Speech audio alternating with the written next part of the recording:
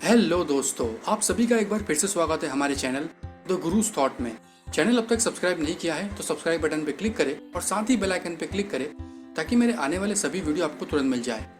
दोस्तों, आज हम बात करेंगे कि कैसे डिग्री सर्टिफिकेट, चमकदार सूट और लग्जरियस ऑफिस के बिना भी आप एक प्रॉफिटेबल बिजनेस स्टार्ट कर सकते हो। आज के टाइम में बिजनेस को इतने बड़े बड़े नाम दे दिए हैं जैसे स्टार्टअप, एंटरप्रेन्योर, एसेट्रा, जिससे बिजनेस हमारे लिए बिना वजह ही कॉम्प्लिकेटेड हो गया है। ऑथर जेसन फ्राइड, जो एक $1 बिलियन एम्पायर बेसकैम्प कंपनी के फाउंडर है, कहते हैं आज के टाइम जो हाइप और डर क्रिएट किया गया है स्टार्टअप और एंटरप्रेन्योरशिप की, वो बिल्कुल नॉनसेंस है। कोई भी बिजनेस शुरू करने में डरने की बिल्कुल जरूरत नहीं है और ना ही हमें खुद को एंटरप्रेन्योर समझने की जरूरत है।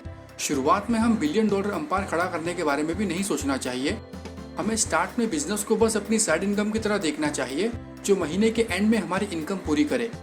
स्टार्ट में एक छोटा लेकिन प्रॉफिटेबल और लगातार इनकम जनरेट करने वाला बिजनेस होना ही एक बड़ी उपलब्धि मानी जाएगी, क्योंकि ऑथर खुद भी बिना किसी डिग्री सर्टिफिकेट, चमकदार सूट और लग्जरियस ऑफिस के बिना ही $1 बिलियन एम्पायर बेस कैम्प को बिल्ड किए हैं। आज वर्ल्ड वाइड 3.3 बिलियन से भी ज्यादा कंपनीज अपने प्रोजेक्ट्स को मैनेज करने के लिए बेस कैम्प सॉफ्टवेयर यूज करती है और बिलियंस ऑफ डॉलर्स की कमाई होने के बावजूद भी बेस कैम्प कंपनी में सिर्फ 56 एम्प्लॉय ही काम करते हैं और कंपनी कंटिन्यूसली ग्रो भी हो रही है। ऑथर ने बुक में कई अच्छे प्रिंसिपल्स बताए हैं जिसे यूज करके उन्होंने अपनी कंपनी बेस कैम्प को बिल्ड किया है और जो हमारे लिए भी हेल्पफुल हो सकती है अपना बिजनेस स्टार्ट करने में। तो चलिए शुरू करते हैं। Solve your problem first. जब विक फर्स्ट अपना ड्रम प्ले कर रहे थे बॉस्टन सिम्फनी ऑर्केस्ट्रा के लिए, उस वक्त तो बहुत ही ज्यादा फ्रस्ट्रेटेड हो गए थे ड्रम स्टिक की क्वालिटी से। उन्हें कोई भी ड्रम स्टिक परफेक्ट वेट और अच्छा साउंड प्रोड्यूस करने वाली नहीं मिल रही थी। तो उन्होंने अपने बेसमेंट में जाके अपनी खुद की ड्रम स्टिक बनाना शुरू किया। फिर उन्होंने जो बनाया उसका वेट सेम था और उससे प्रोड्यूस होने वाला साउंड बिल्कुल सेम और परफेक्ट था, तो उन्होंने उसे नाम दिया द परफेक्ट पेयर। फिर कुछ ही साल बाद विक फर्स्ट का 62% शेयर बन गया ड्रम स्टिक मार्केट में। यानी जो ड्रम स्टिक उन्होंने बस अपनी प्रॉब्लम खत्म करने के लिए बनाई, वो इतनी फेमस हो गई कि उन्होंने 62% मार्केट शेयर बना लिया। दोस्तों, ये वैसा ही है कि आपको खुजली हो रही है तो आपको उस पर खुजाना होगा। अमेरिकन ट्रैक और फील्ड कोच बिल बोवरमैन अपने एथलीट्स के लिए light weight and high quality running shoes की तलाश में थे, लेकिन ऐसे शूज मार्केट में कोई नहीं बना रहा था। इसीलिए उन्होंने खुद अपने वर्कशॉप में रबर और वेफल आयरन की मदद से अपने एथलीट्स के लिए शूज बनाए जो स्ट्रॉन्ग थे और लाइट वेटेड भी थे। और वही शूज आगे जाके एक कंपनी बनी जिसे आज पूरी दुनिया नाइकी के नाम से जानती है। और ऐसे ही ऑथर भी स्टार्टिंग में एक वेब डिजाइनिंग कंसल्टिंग सर्विस से स्टार्ट किए थे, जहां वो डिफरेंट कंपनीज के प्रोजेक्ट को हैंडल करते। तब उन्होंने नोटिस किया कि इतने सारे काम को हैंडल करने के लिए मार्केट में कोई भी अच्छा सॉफ्टवेयर अवेलेबल नहीं है। इसीलिए उन्होंने खुद के लिए एक सॉफ्टवेयर बनाया जो प्रोजेक्ट को इजीली मैनेज कर सके। और आगे जाके वही सॉफ्टवेयर दूसरे लोगों को इतना पसंद आया कि जेसन ने वेब डिजाइनिंग कंसल्टिंग छोड़ के वो सॉफ्टवेयर बेचना स्टार्ट कर दिया, जो आज उन्हें मिलियंस ऑफ डॉलर बना के दे रहा है। जेसन के मुताबिक हमें कुछ नया बनाने के लिए या कुछ क्रिएट करने के लिए कोई फोकस ग्रुप्स, मार्केट स्टडीज या मिडिलमैन की जरूरत नहीं है।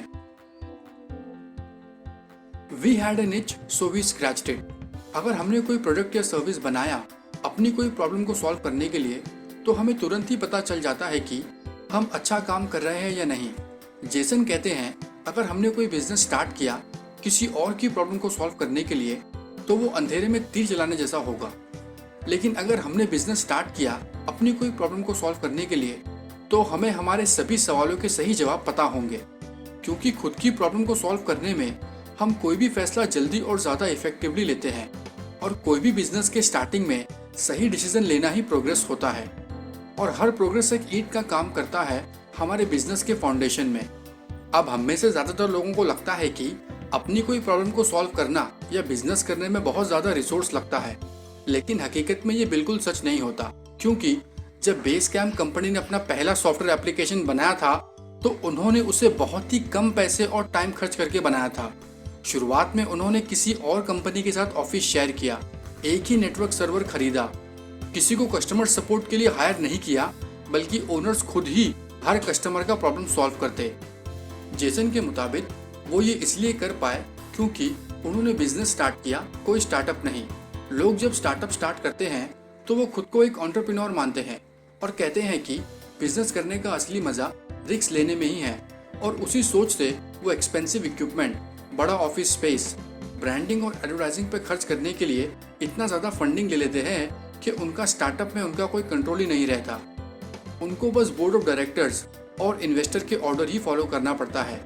तो उन्होंने स्टार्टअप स्टार्ट किया था कस्टमर की प्रॉब्लम को सॉल्व करने के लिए, लेकिन इस माइंडसेट से उनके उस विजन का कंट्रोल दूसरों के हाथों में चला जाता है। यानी कि आप कस्टमर की ज़रूरत के बजाय इन्वेस्टर की ज़रूरत के मुताबिक काम करने लगते हो, जो कुछ लोगों के लिए मेंटल स्ट्रेस भी बन जाती है, जो लॉन्ग टर्म में बहुत ज़्यादा हर्ट कर सकती है। इसीलिए ऑथर कहते हैं कि आप ये सब सुनने में कूल लगने वाले वर्ड्स जैसे स्टार्टअप और एंटरप्रेन्योर जैसे वर्ड्स भूल जाओ और खुद को एक बिजनेसमैन की तरह देखो। और बिजनेस स्टार्ट करने के लिए आपको डिग्री, सर्टिफिकेट, महंगे सूट और लग्जरियस ऑफिस की कोई ज़रूरत नहीं है, बल्कि आपके पास जो भी चीज़ें हैं उसी से स्टार्ट करो और धीरे धीरे टाइम की डिमांड पे उसे अपडेट करो। यानी डायरेक्टली हज़ारों लोगों के सामने स्पीच देने से बेहतर है पहले आप सिर्फ 100 लोगों के सामने स्पीच दीजिए, जिससे आपको इम्प्रूव होने का चांस मिलेगा और आपकी इमेज भी अच्छी बनी रहेगी। यानी कि लोन लेकर पहली बार में ही लाखों लोगों तक अपना प्रोडक्ट या सर्विस को पहुंचा के बेचने से बेहतर है कि पहले कुछ लोगों से ही स्टार्ट किया जाए और जब आपका प्रोडक्ट या सर्विस की डिमांड बढ़ जाए तो उसमें एक्सपर्ट हो जाओ।